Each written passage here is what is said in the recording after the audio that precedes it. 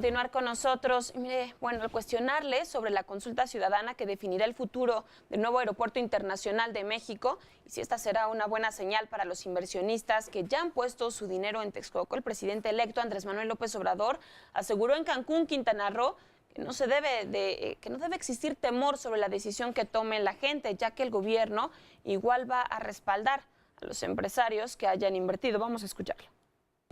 Que nadie tenga miedo. Para empezar, no hay que tenerle miedo al pueblo, no hay que tenerle miedo a la democracia y no hay nada que temer, porque las inversiones que hay en bonos que están en el mercado o los contratos de las empresas que están trabajando en Texcoco, en el caso de que la gente decidiera por construir 2 pistas en Santa Lucía, el gobierno de la República garantiza esas inversiones y garantiza el cumplimiento de esos contratos. ¿Qué se daría? Pues en vez de hacer la obra que está contratada en un sitio, se va a hacer la misma obra, el mismo volumen de obra en otra parte. Pero no va a haber ninguna arbitrariedad.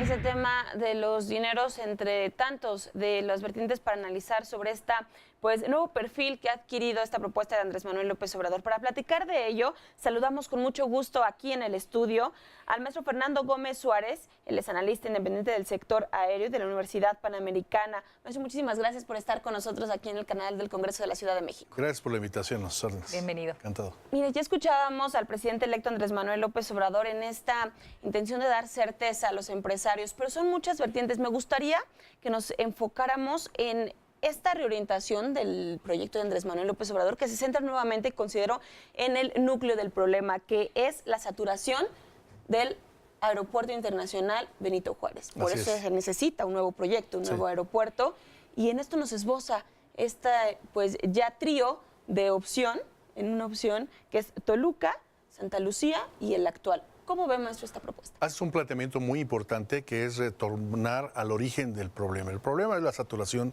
del actual aeropuerto capitalino, que tiene más de 30 años discutiéndose. La cuestión es que el planteamiento es darle certeza a la inversión, pero hasta el momento son darle certeza a los contratistas que están participando en la obra en el nuevo aeropuerto. Lo que hace falta es darle certeza a los inversionistas que inyecten recursos frescos en un proyecto de gran envergadura como es este y que requiere alrededor de los 16,000 millones de dólares originalmente planteados, más la cantidad que ayer estaba anunciando el futuro secretario de Comunicaciones y Transportes. Pero bueno, aquí de lo que se trata es que haya capital fresco, porque hasta el momento lo que se ha invertido, lo que le llaman inversión privada, ha sido inversionistas en bonos, en acciones, en la bolsa, en garantías, todo esto financiado, garantizado con el respaldo del TUA. El TUA no te alcanzaría para financiar un proyecto de tal tamaño. Sin embargo, puede ser una fuente importante de recursos. Lo que se requiere es hacer un llamado a inversionistas privados que inyecten recursos propios bajo cuenta y riesgo y que esperen una tasa de retorno o una tasa de inversión, porque de lo contrario, pues podemos hablar de proyectos gigantescos que requieren una gran cantidad de recursos, pero el problema es de dónde van a obtener los recursos. Del TUA no es suficiente. Ahora, lo que plantea también de retomar otras ideas, como ya se había planteado en los 80s, con los estudios que hizo ASA y la SCT, las autoridades en la materia, que habían planteado crear un sistema de aeropuertos mediante la utilización de aeropuertos aledaños, como son Toluca, Puebla, Cuernavaca e incluso Querétaro. Esto te permitiría desahogar ahorita, inmediatamente, con las inversiones hechas en esos aeropuertos, aproximadamente un 20%. Más, quitándole otro 20% de la saturación, inmediatamente al ordenar por decreto presidencial, eso se puede hacer, que vuelvan a aterrizar y a operar los jets y las avionetas en Toluca, como lo hicieron en el 93 y con el cual se disminuyó o se desconcentró el 30% de las operaciones de aquel entonces, un número muy importante, y mandar a Puebla, como originalmente también se hizo en el 92, la aviación de carga. Para eso hay las conexiones carreteras ya reacondicionadas con la carretera Toluca, la carretera Puebla, y Cuernavaca podría funcionar para otro tipo de aviación, que es la aviación de la Policía Federal, de otras corporaciones policíacas como PGR, que tienen una flota enorme. Sin embargo, yo creo que este proyecto, con eso se podría resolver gran parte de la saturación, que era el problema original. El problema no era construir un aeropuerto, no hay sitio idóneo. Santa Lucía ya había sido estudiado en estos proyectos que te menciono, al igual que otras ubicaciones, y lo mejor era construir este sistema aeroportuario complementario, que es una corona, pero que se ha implementado en secciones anteriores, y lo que ha faltado es una continuidad o un plan transeccional. Por eso es que no ha avanzado. Se hizo, se desconcentró y se volvió a relajar hasta el punto que tenemos un aeropuerto actualmente saturado. ¿Qué tenemos que hacer? Pues buscarle el horizonte, ampliarle el horizonte de saturación en lo que se resuelve, si se construye o cuánto tiempo tomará. Habían originalmente planeado que el nuevo aeropuerto en Texcoco sería inaugurado allá por el 2020 y ahora están mencionando que 2023 o 2025. Sí, no hay una fecha. Y además con una inversión todavía mayor a la planteada en un inicio. Exacto, pero además con una incertidumbre, porque te van incrementando los costos. Sí. Entre más tiempo tardes, y además tienes que cumplir como contratista, como constructor que participa en obras públicas, tienes que cumplir con un calendario de obras y la autoridad lo tiene que tener bien estipulado y tiene que ser estricto, con una variación del 10% a lo mejor, pero no a tantos años, porque eso repercute en la elevación de costos. Ahora, sí, lo que es importante es el llamado que hace, pero habrá que ver cómo lo atiende el sector privado, es decir, quién con sus propios recursos y además qué garantías tiene, porque el TUA, te repito, ya está comprometido con la construcción del nuevo aeropuerto. Si le entran con qué van a recuperar su inversión, a lo mejor con la concesión de zonas comerciales. Habría que verlo. Yo creo que lo que tiene es una excelente oportunidad el próximo jefe del Ejecutivo para analizar estas y otras situaciones. Pero lo que se trata es de encontrar una solución integral, porque no se trata nada más de habilitar Santa Lucía o Toluca y ya. Tiene que haber un plan integral que dé certeza a la economía, a la generación de más empleos y al desarrollo de estos aeropuertos. Nada más por ponerte un ejemplo. No tenemos el mayor número de aeropuertos, 58 aeropuertos comerciales, todos no están conectados, por así decirlo. No es una red.